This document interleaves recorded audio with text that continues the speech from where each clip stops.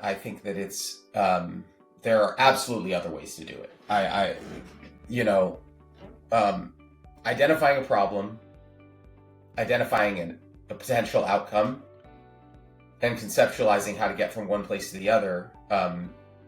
Oftentimes there's only a couple of ways to do that. But then once you start to be prescriptive and you start to think about, okay, this is step A, step B, step C.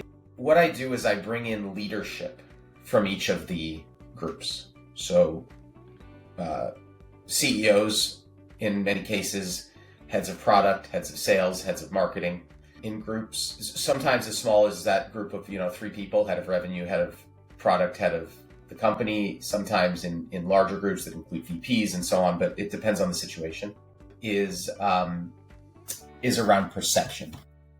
And I use the model of a basic SWOT, which everyone has done, strengths, weaknesses, opportunities, and threats. But the way that I do it is, I ask what the market thinks your strengths are.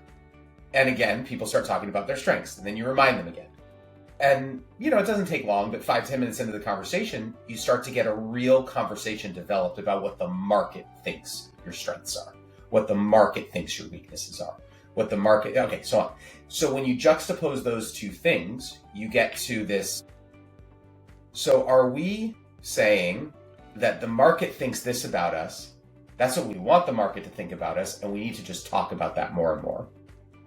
Or are we saying the market thinks this about us, but we're actually good at this? We need to change the way we talk about ourselves in the market.